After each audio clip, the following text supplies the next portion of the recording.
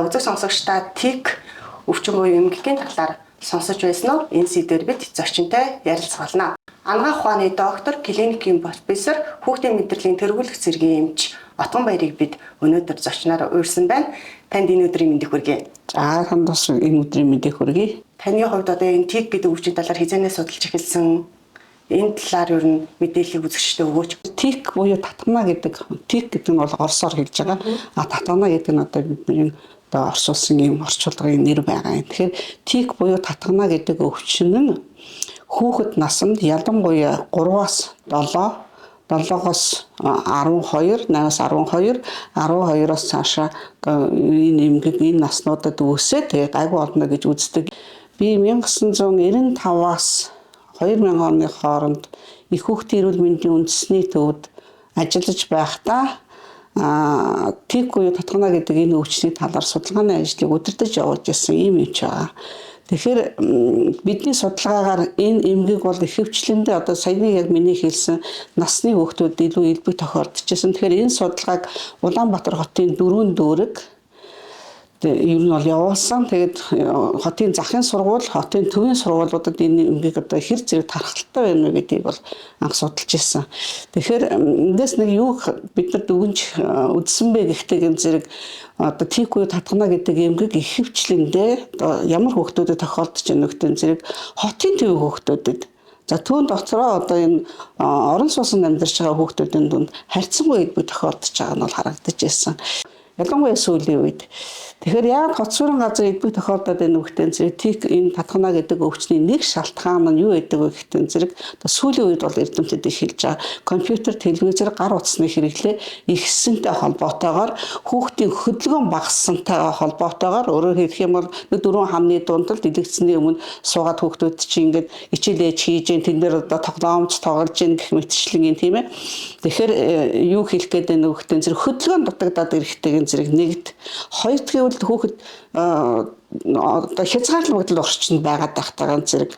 За 3 гэх юм бол мэдээж тухайн хүүхдэд ямар нэгэн суур эмгэг байсан байж таараа тийм ээ. Тэгэхээр энэ танаас болоод бас энэ тик өвчин бол илүү одоо энэ төв суурин газрын хүүхдүүд илүү тохиолдоод байна гэдгийг бол харагдаж байгаа юм.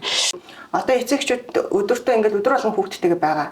Анзаараалгаа, хараалгаа. Тэгснээр нэг л өдөр би мэдчихлээ гэдэг асуултууд бас байдаг юм шиг байна. Тэгэхээр яг ингээд энэ үйлдэлүүд нь ер нь яаж татамжтай явах вэ? Та үзлийн үед нөө 20-оос дээш удаа гэж хэлж байна те. Гэхмэчлэн гэртээ хүүхдүүдээ яаж анзаарч мэдэж болох вэ? За энэ нь ер нь яг юм тик байж магадгүй байна да гэдгийг эцэгчүүд яаж таньж мэдэх вэ? За тэгэхээр ямар шинжээр илэрдэг вэ гэхдээ зэрэг одоо миний нөгөө дур хүслээс үл хамаарч байгаа хөдөлгөөнүүд шүү дээ тийм ээ. Тэгэхээр жишээлх юм бол нүдэн анивчих, хоолоогоон засах, нусаан татах, нүур амаа янз янзын хөдөлгөөн хийх, эсвэл мөрөө толгоогоо хөдөлгөх, мөрөө хөдөлгөхч байдаг юм уу? Ер нь хэвийн бус үйл ажиллагаат. Өөрөө нөгөө ухамсараар удирдах байгаа биш энэ хөдөлгөөнүүдийг татгана гэж хэлээд байгаа юм. Тэгэхээр өшөө энэ ангилал байна л да. Хөдөлгөөн хэлбэр одоо дуут хэлбэр, за дээрэс нь одоо холимог хэлбэр гэж байна. Тэгэхээр энэ тикийн хөдөлгөөн хэлбэр нь юу байдаг вэ гэвэл саяны миний хэлсэн одоо шинж тэмдгүүд дуут хэлбэр гэдэг бас байж байна. Дуут хэлбэр нь болохтой зэрэг одоо янз янзын дуу аваа гаргана. Жишээлх юм бол нэг хон юм майлж байгаа юм шиг, тагтаа дуурч байгаа юм шиг тэр гих мэтчдэг юм сонин хэвэн бусдаа аваа гаргаж байгааг дуут хэлбэр гэж хэлдэг. За энэ хоёр ингээд холимог хэлбэрээр бас явагддаг. За тэгээ үүнийг болохтой зэрэг холимог хэлбэрийн. Тэгэхээр тикийн статус гэж бас нэг юм байж байна. Тэгэхээр энэ тикийн хөдөлгөөн зарим тохиолдолд үүсээд хэсэг хугацааны дараагаар одоо ямар нэгэн шинж эмчилгээ хийхгүйгээр зүгээр болчдөг. А зарим тохиолдолд эмчилгээ хийгээд байхад бас нэмэр болдоггүй. За ядангуяа хэрвээ эмчилгээ хийхгүй удаан яваад байх юм бол тикийн статус гэдэг юмд ордог. Энэ нь болохтой зэрэг нөгөө дуут хөдөлгөөн хэлбэр хавсарснаас гадна нөгөө хөдөлгөөнүүд нь биеийг хамарч эхэлдэг байхгүй. Биеийн янз янзын хөдөлгөөн хийн дороод ихсэгч байдаг юм уу, гараас авчрахч байдаг юм уу гэх мэтчлэнгийн юм биеийг хамарсан юм хөдөлгөөн хийдэг. Өшөө үзлэгийн явцад нөгөө хийж байгаа тикийн хөдөлгөөн маань 20-с 30 удаа яг үзлэгийн явцад давтагдчих байх юм бол энэ тикийн статус орсон байна гэсэн үг. Энэ нь юу гэсэн үг вэ гэхдээ зэрэг энэ нь юу гэсэн үг вэ гэхдээ зэрэг нөгөө эмчилгээ ингээд хийгдээгүй удаан явцтай болтон зэрэг нэг ясандаа хүндэрч ийн гэсэн үг байхгүй юу. За тэгэхээр тикийн зарим хөдөлгөөнүүдийг жишээлх юм бол нүдэн анивчдаг ч юм уу нэг сонин эвгүй хараад байгаа ийм хөдөлгөөний болохтон зэрэг эцэг эхчүүд анзаарахгүй байж яснаа ингээд нэг анзаараад эхлэн шүү дээ тий. Тэгтэйгэн зэрэг нүдний эмч рүү явдаг байхгүй юу. Манай хүүхдийн нүд нь ингээд байна. За ангаар нусаар татаад байх ч юм уу тийм ээ. Үе ингээд хоолоогоо засаад байх ч юм уу. Ийм их юм бол хамар хоолой эмч рүү явдаг. Зөвшөө ханиалгаар илэрдэг тикийн хэлбэр ээж нь. Ханаад үрцэн байхаа гэдэг ингээд яваад байсан. Гэтэл нөгөөх нь шинжилгээ өгөөд ямар ч асуудал одоо шинжилгээ инфлюенсагүй байж итэл нөгөө хүүхэд нь ханиалга нь ерөөсөө намдахгүй байхгүй. Тэгэхээр энэ бас ханиалга ирдэг. Тэгэхээр энэ хаагур яваад энэ хүүхдийн зэрэг нэг бол уушгины эмчээр яваад байна тийм ээ. А нэг бол хамар хоолой эмчээр яваад байна. Нэг бол нүдний эмчээр яваад байна. Гэх мэтчлэн ингээд нөгөө буруу эмчтэр яваад цаг алдаад байдаг байхгүй. Тэгээ үүнээс үүдээд яадаг хүүхдийн зэрэг нөгөө өвчин маань архашаа тогтчихин тийм ээ. Архаг өвчнийг бол эмчлэхэд юу нь бол төвхтэй байдаг шүү дээ тийм. Өглөө босоод ч юм өдөрт хэдэн удаа ч гэдэг юм уу эсвэл нэг ийм орчинд орохоор ийм үйлдэл гаргана ч гэдэг юм уу. За тэгэхээр нөгөө тикийн хөдөлгөөнийг сэдрээдэг ч юм уу тийм ээ. Одоо идрүүлж гаргадаг нэг хүчин зүйл нь юу гэхтэй энэ зэрэг стресс гэдэг байхгүй. Стресс гэр орондоо тавгүй байх ч юм уу тийм ээ. За эсвэл одоо нөгөө найз нөхдөдөө муудалсан байх ч юм уу. Эсвэл сургууль дээр очтон зэрэг нөгөө одоо яаж одоо асуудаг шүү дээ тийм ээ. Одоо багшд одоо юу гэж хэлнэ жил уншаа юу ийдгийг ямар нэгэн байдлаар ингээд стресс үүсгэдэг энэ зэрэг тэр маань нөгөө сидэрч гарч ирдэг. За тийм болохтой зэрэг ер нь бол одоо хүүхдийг аль болохоор 50 байлгах хэрэгтэй. Тикийн бас нэг шалтгаан би түрүүн хэлээгүй байна. Энэ юу гэхтэй зэрэг хит ачаалал гэдэг ачаалал. Тэгэхээр манай эцэг эхүүд нэгдүгээр бид нар сургуульд хүүхдийг 6 настай асуу гэж байгаа шүү дээ тийм ээ. Тэгэхээр нөгөө хичээлийн ачаалал байж гэн, стресс байж гэн. Энэ хүүхдээс чинь улбалаад нөгөө тикийн хөдөлгөөн чинь бас гарна. Бидний зүгээс яг энэ бол зүгээр зуршил юм аа ч гэдэг юм уу те. Ингээд ядаргаанаас болоод ингэсэн юм гэх маягаар андуурах эрсдлүүд бас байх нь тийм. Ачаалал зохицуулна гэдэг бол би ингээд хичээлээ хийж ийсэн. За нэг амраатахыг ингүүтэй телевизээр үздэг. За эсвэл телевизээр үзчихсэн. За одоо болоо. Гэнэ жоох утас барьдаг ч юм уу тий. Өөрөөр хэлэх юм бол нэг ачааллаас нөгөө ачаалал руу шилжиж гэн гэсэн үг шүү дээ. Тэгэхээр энэ бол амралт биш. Одоо хичээлээ хийчихэд телевизээр үздэг бол амралт биш. Тэгэхээр яах ёстой гэхдээ зэрэг биеийн хүчний ажлыг одоо оюуны хүчний ажиллаар ингээд одоо уялдуулж гэх юм уу тийм ээ. Оюуны хүчний ажил хийж байгаа дараагаар нь явах бие хүчний ажил хийх хэрэгтэй байхгүй. За бие хүчний ажил хийх гэхтэйг зэрэг тийм хүнд ажил биш шүү дээ. Одоо ээжтэй туслан ногоо арилгах ч юм уу, тийм мах өшгдөг ч юм уу, эсвэл хогоо шууддаг ч юм уу. Гэх мэтчлэнгийн ийм одоо зүйлээр нөгөө нэг оюуныхаа ачааллыг биеийн ачаалал руу шилжүүлж энэ хоёрыг зохицуулах хэрэгтэй байдаг. Загшны зүйл нь агаат гарах хэрэгтэй. Бүр зайлшгүй агаат гарах хэрэгтэй. Тэгэхээр одоо бидний бага байхад бол бид нар чинь гоцвол гадаал тоглодог байлаа шүү дээ тийм ээ. Гадаа бол янз бүрийн тоглоом тоглодог байлаа шүү дээ. Дандаа хөдөлгөөнтэй тоглоомод гэсэн үг. Одоо болохтой зэрэг бид нар нөгөө сумгаал ийм тоглоом тоглоод байна гэсэн үг. Тэгэхээр нөгөө бас үүний нөгөө зохицуулдаг нэг арга нь юу гэхтэй зэрэг саяны миний биеийн хүчний ажлаас гадна гадаа агаарт гарах хэвээр гадаа тоглох хэвээр гэсэн үг байхгүй. Одоо яг энэ нөхцөл байдлаас үүдээд хүүхэд эцэг эхтэйг ойлголцохгүй байхгүй. Ер нь л хүүхдэд томчуудтай ойлголцохгүй байх ямар шинжүүд идэгдэг бай. Яг ер нь бол тик татана өвчтөй хүүхдүүд ихэвчлэндээ жоохон зандрахын өөрчлөлт гэдэг байхгүй. Зожиг болох ч юм уу, зөрүүд болох ч юм уу, хүүхдүүдтэй ингээд тоглож чаддаггүй тийм ээ. Эсвэл юм ганцаардмал байдалтай ч юм уу, ийм байдал төрөйдөг байхгүй. Тэгэхээр мэдээж эцэг эхтэйгээ зохицохгүй гэсэн ойлголт бол байхгүй. А эцэг эх нь яадаг вэ гэхтэй за чи тэрийг бол энийг бол компьютераан бол одоо болно. Одоо эрт дунд наад гар утсаан бол гэдэг юм уу юу ч тийм ээ. Нэг иймэрхүү байдлаар нөгөө бүх юмыг нөгөө захиран тушаах маягаар хүүхдтэйгээ харьцдаг учраас яг хүүхэд тэрнийг илтгэр хүлээж авахгүй шүү дээ тийм ээ. Ямар нэгэн байдлаар одоо жишээлбэл одоо надад ч гэлээ гэсэн өөрт чинь ч гэлээ гэсэн нэг хүн захиран тушаах хэлбэрээр ямар нэгэн даалгавар өгөх юм бол тэрийг гоё хүлээж авахгүй шүү дээ тийм ээ. Жохон ямар нэгэн байдлаар имзгэлсэн байдалтай хүлээж авах. Яг түүнтэй адилхан хүүхэд бас яг тэгж хүлээж авна шүү дээ.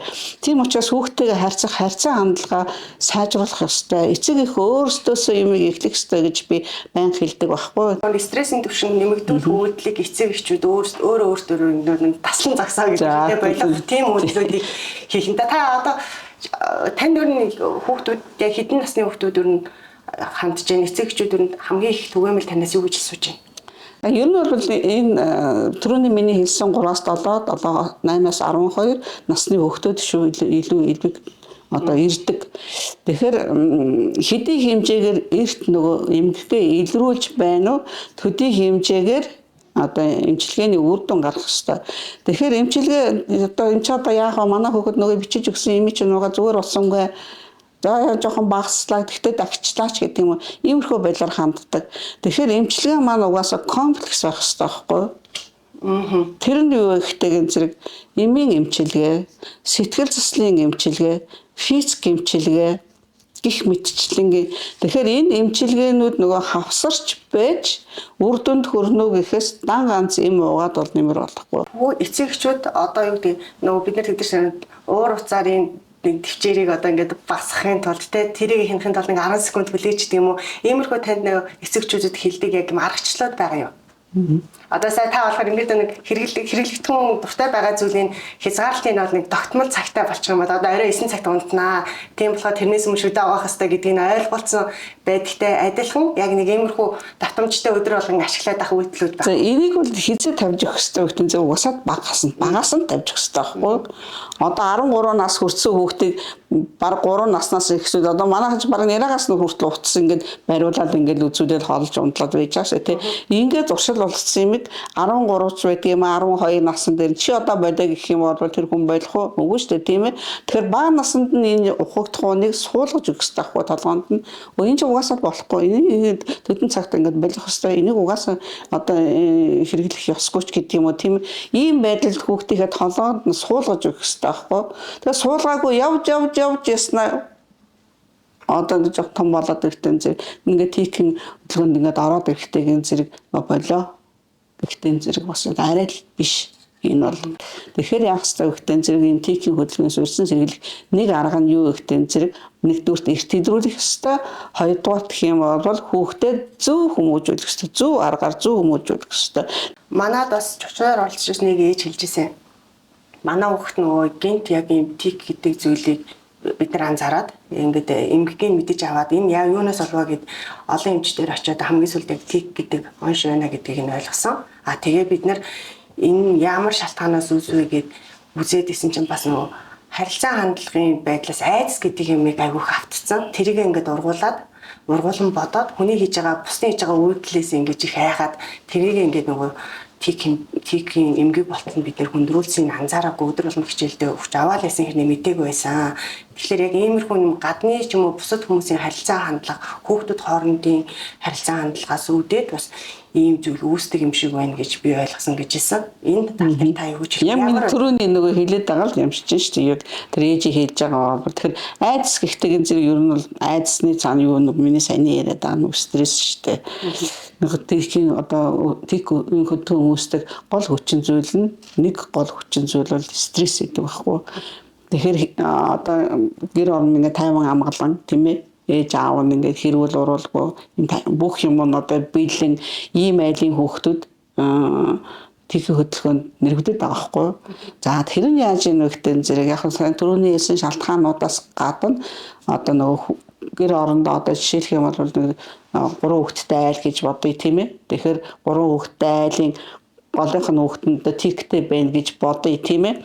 Тэгэхээр нөгөө нэг бол том одоо өөрийнхөө даах юм уу ихчтэйгээ хил амаа олцдгоо эсвэл нөгөө жоохон дүүтэйгээ хил амаа олцдгоо иймэрхүү байдлаасаа болоод тэр хил амаа олцохгүй гэж яриад байгаа нь одоо юмаа булаацалдах ч юм уу эсвэл одоо ах юм уу их чинь нөгөө жоохон дүүгээ нөгөө нэг дэлгэх маягтай өнгөс гаргадаг ч юм уу эсвэл нөгөө жоохон дүүнэлтэн зэрэг үгэнд нь орохгүй байдаг ч юм уу тийм ээ нөгөө гэр бүлийн эцэг эхийн харьцаанаасаа илүү хүүхэд хоорондын харьцаа гэж бас байгаа байхгүй.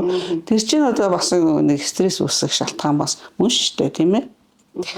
Ялангуяа нэг юунууд эрэгтэй эмэгтэй хоёр хүүхэд хоорондоо тохирохгүй байх ч юм уу. Эсвэл хоёр дэсхэн эрэгтэй хүүхдүүд маань энэ хоёр хүүхэд ингээ байнгын юмаа булаацалдчихэд юм аа. Байнгын ингэж идэв юм аа гэдэг ингээд идэв. Тэгэхээр энэ маань бас нэг стресс нэг хэлбэр болж байгаа байхгүй. Тэгэхээр энэ чинь нөгөө тикүүд гарахад бас нэг хүчин зүйл гарцаа байхгүй юм уу? Хамт олонхоо дунд ороод энэ хүүхдүүд өөрөөсөө нөө бие хамгаалагч гэдэг юм үү те илүү нөгөө нэг өөрийгөө нийтэд илэрхийлэхгүй байх үйлдэлүүдээ яаж зохицуулах ёстой вэ? Энд ер нь одоо ангийн багш хүмүүсгүй энэ томчуудын оролцоо хэрэгцээтэй юм. За тэгэхээр яг хүүхдүүд бол янз янзын дараа шантай янз бүрийн ахуйн амьдралтай ийм хүүхдүүд байгаа шүү дээ. Тэгэхээр тиктэй хүүхдүүд ихэвчлэн нэг бол их стресстэй.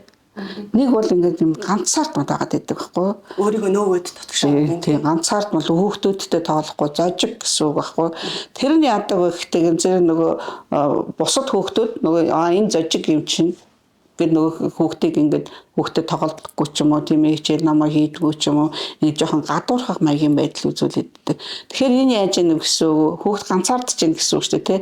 Ганцаардаад эрэхтэйгэн зэрэг хүүхдийн яадгийн уутгалж эхлэн, ууралж эхлэн, тавуурхаж эхлэн нөгөө л миний яриад байгаа стресст орж ийн гэсэн үг шүү дээ. Тэгэхээр нөгөө хүүхэд хоорондын сургууль дээр бас адилхан хүүхэд хоорондын харьцаа. Тэгэхээр би бол одоо бас нэг арга зааж өгд юм л да. Тэр арга нь юу гэхтэйгэн зэрэг үнэхээр танаа хүүхдийг ингээд ангийнх нь одоо хамт олон ингээд ганцаардуулаад ингээд байгаа болбол хүүхдээ нөгөө хүүхдүүдтэй найзлуулах хэрэгтэй. Яаж найзлуулах юм? Гүт нэгэнтээ ингээд найзлахгүй загаа бариад байгаа хүүхдүүдийг яаж найзлуулах юм бэ гэд бас асуудаг байхгүй. Тэгэхээр дөрсөн өдөр гэж нэг юм байдаг ч тий. Баяр ёслол гэж байгаа ч тий. Ангийн хүүхдүүдийг ураад сайхан хоолж унтлаад тоглоулахтан зэрэг яг хүүхдлийн юм чинь ингээд арганд ордог байхгүй. Тэгэхээр яадгийн Нөө одоо хиний золбоогийн эйженстээр айгүй сайхан аштаач гэдэг юм айгүй гоё хоол хийдэг ч гэдэг юм уу тийм ээ. Тэгэхээр нөгөө эцэг ихээр дамжуулаад нөгөө хүүхэд маань нөгөө хүүхдүүдтэйгээ ойртох юм маягийн болж штэ тий. Тэгээд нөгөө хүүхэд хоорондын уур амьсгал сайхан болоод ирэхтэй зэрэг яадیں۔ Хүүхэд чинь сайхан болно штэ угаасаа тийм ээ. Хүүхдтэй болно, ярьдаг болно, хүүхдүүдтэй найзуудтайгаа найзалдаг болно. Тэгэл нөгөө зугаалга муугаалгаар явахтаа зэрэг бас хүүхдээ ингээл авч яваад ингэх хэрэгтэй байхгүй. Тэгэхээр нөгөө жоохон зожгорхоод байгаа ч юм ингээд ганцаардаад байгаа хүүхдүүд төр багш нар айгүйх анхаарах хэрэгтэй. Багш нар ерөөсөө яах хэрэгтэй вэ гэхдээ гэн зэрэг адилхан ингээд зүнэн орчдөг байхгүй. Тэгэхээр нөгөө тэр ганцаардаад байгаа хүүхдийг нөгөө найзуудтай ойртуулахын тулд ямар нэгэн байдлаар багш бас бодох хэрэгтэй байхгүй юу? Анхаарал тавих хэрэгтэй, анхаарал хандуулах хэрэгтэй. Эцсийн тэр хүүхдүүдийн одоо тэр тухайн ангид байж байгаа хүүхдүүдийн ирээдүйн хувь тавилан тийм ээ бас сургуулийн орчноос хамаарна шүү дээ тийм ээ. Тийм учраас багш нар бас энэ тал дээр анхаарах хэрэгтэй. Хүүхдийг бод яг л хүүхдүүдтэй ижилхэн тэгшин авч үзэх хэрэгтэй. Яг энэ асуултууд дундаа цахим орчинд байгаа энэ одоо тухайн ярилцлага сэдвийн хүрээнд хүмүүс яаж ярьж ийн вэ? Ямар асуултыг голчлон асууж байна вэ гэдгийг цахим орчны эцэгчүүдийн одоо томчуудын асуултуудыг оруулж ирж байгаа. Би танаас яг энэ цахим орчноос авсан хоёр асуултыг асууя. За эхнийх нь болохоор унтаж байхдаа байн гар хөлн татхандаг хүчил төрөгчийн дутагдлаас олж байгаа юм байна гэж ойлгосон. Тэгвэл ийм эмгэгтэй байсан юм байх та гэд нэг тикийн талаар мэдээлэл өгсөн юмны доор асуултаар нэг ээж комент бичсэн бэ. Сэтгэл бичсэн байлээ. Энэ бол нэгдүгürt нөгөө хэд ямар настай хүүхдөө гэдэг бас чухал байхгүй. Тикийн хөдөлгөөн бол унтчих үед 50 байна. Харин үсэхгүй гэсэн үг. Тэгэхээр энэ яраа хүүхэд одоо нойрны өөрчлөлт өгөөд ээ нөө эсвэл одоо сүр насны хүүхэд өөрчлөлт өгөөд ээ нөгөө нас ус аягүй чухал нэгдүгürt. Өөрөөр хэлэх юм бол наснаас хамааралтай нойрны үеийн хоргүй булчин таталтах эмгэг гэж байдаг. Энэ болтон зэрэг тикээс хамаагүй өөр болоод явчих. Таталт гэдэг эмгэг рүү яваад өчөж байгаа байхгүй. Тэгэхээр энэ дээр бол хэрвээ үнэхэрийн одоо тэр ээжийн хүүхэд ингээ байнгын ингээ нойрондоо ийм татгана маягийн эмгэг өгөөд байгаа бол энэ нойрны өөрчлөлтөөр илэрч байгаа одоо нойрны үеийн таталт гэдэг эмгийг заавал үгүйсгэх ёстой. Энэ тохиолдолд хаана хандах вэ? Мэдрэлийн эмчт хандаж шүү дээ. Эхний ээжийн тийм мэдрэлийн эмчт хандана. Яг хүүхдийн эмчт хандаж бодно. Хүүхдийн эмч мэдээж нэг мэдрэлийн эмчт үзүүлэл гэж хэлэх байх тий. Одоо өрхийн эмчт хандлаач нь дараагийн шатныхаа эмч рүү ирэх байх тий. За та одоо яг энэ төрлийн одоо эмгэгийг онцлуулахаар ирж байгаа хичнээн хүүхдтэй ажиллаж байна. Ер нь эцэг эхчүүдэн хэр их ирж байна тань дээр. За би бол яг одоогийн байдлаар бүү ээж гэдэг хүүхдийн мэдрэлийн эмгийг 2006 оноос хойш ажиллаулаад бараг 20 жил болж шүү дээ. Одоо 2006 он тийм. Тэгэхээр энэ одоо эмнэлгээр маань үйлчлүүлж байгаа хүүхдүүд янз янзны өвчтөй хүүхдүүд ирж байгаа. За түүний дотор тик мэдээч зохилох байрыг бол эзэн. Одоо жишээлх юм бол 100 хүүхэд ирлээ гэж бодъё тийм ээ. 100 хүүхдийн 3/1 нь бол тиктэй. Гацаа ахгүй тиктэй. Бид нар 1900 би эхнэрийн эрүүл мэндийн үндэсний төвд ажиллаж байх үед 1991-ээс 95 онд юм санагдчихэв.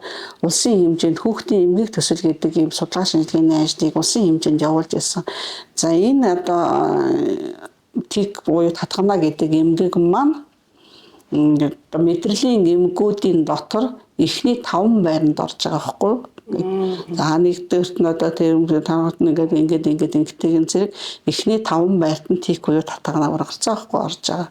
Тэгэхээр энэ өвчин бол бас илбэг тохиолдож байна тийм ээ. За тэгэд би нэг зүйлийг бас анхааруулах хэрэгтэй байна. Тэр юу гэхтэйгэн зэрэг тикийн хөдөлгөөн нэг нөгөө таталт гэдэг эмгэгээс ялгаас салгах хэрэгтэй. Тэгэхээр булчин таталт хэлбэрийн эсвэл нүдний феноменоор илэрдэг, амны феноменоор ирдэг, эсвэл хэсэг газрын одоо нүүрний ч гэдэг юм эсвэл өөр газрын булчингуудын таталцаар илэрдэг эмгэгүүд бас байдаг байхгүй. Тэгэхээр энэ маань нөгөө тикийн хөдөлгөөн мөн үү, эсвэл таталт мөн үү гэдгийг бас ялгаж салгах хэрэгтэй. Тэр гарцаа байхгүй иймэрхүү өөрчлөлт байх юм бол заавал мэдрэлийн хэмжээнд бол хандах хэрэгтэй. Танаас зөвлөгөө авч байгаа ээж аауд нийтлэг ямар асуултыг дахин ингээд асуугаад байна. Энэ өвчин эмчлэгдэггүй эмчил гэдэг шүү дээ. Ааха. Энд нь таа юу гэж харилах вэ? Хэцүү гэж хэлдэг.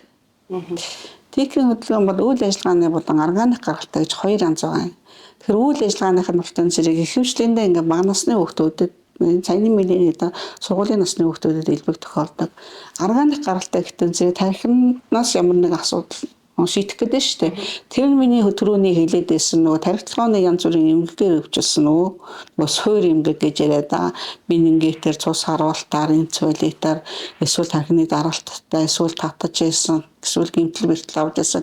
Ийм хүүхдүүд одоо нөгөө эмчилгээ хийхэд бол бас нөгөө суур нөгөө органик өвчин байгаа учраас төвхтэй зарим тохиолдолд аргашаа тогтчихдог. Үйл ажиллагааных нь бол тухайн наснд илэрээд гайгүй болчих нь шүү дээ. Нэг 12 3 нас хүрээд гайгүй болчих нь. Яг зарим номон дээр 18 нас энтер гэж байдаг. Тэгэхээр үйл ажиллагааны гаралтай нь органик гаралтай гэж яриад байгаа юм нь болохтон зэрэг эмчилгээний хувьд айгүй төвхтэй. Тийм бүрэн төгс эмчлэгдэнэ гэж бас хэлж чадахгүй. Үйл ажиллагааных нь 95% бол эмчлэгдэнэ гэсэн номон дээр бол ийм 5 баримт байдаг.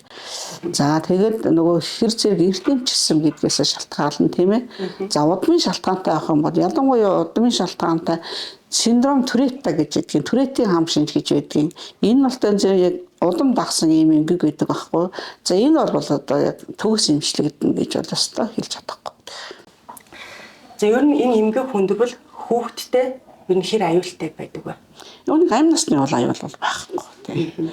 Яг нь ерөнхийдөө нэг хүн гаднах ингээд харагдах байдлаасаа яаж харагдчих нөхтөн зэн нэг эвгүй хөдөлгөөн хийгээд шүү дээ. Эсвэл нэг эвгүй дуу аваа гаргаад шүү дээ.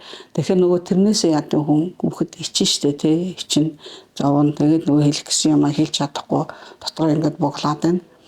Тэгэхээр жоохон төвхтэй. Нөгөө тэрийн нөгөө хөндлөнгөө хүн анзаарахгүй байх хэрэгтэй байхгүй. Анзаарсан ч нөгөө анзаарсан байгаагаа мэддэхгүй байх ч юм уу тийм ээ. Эсвэл нөгөө тайвшруулах хөдөлгөөн хийх тайвшруулах ч юм уу. Зүгээр чи тайван яа гэл те.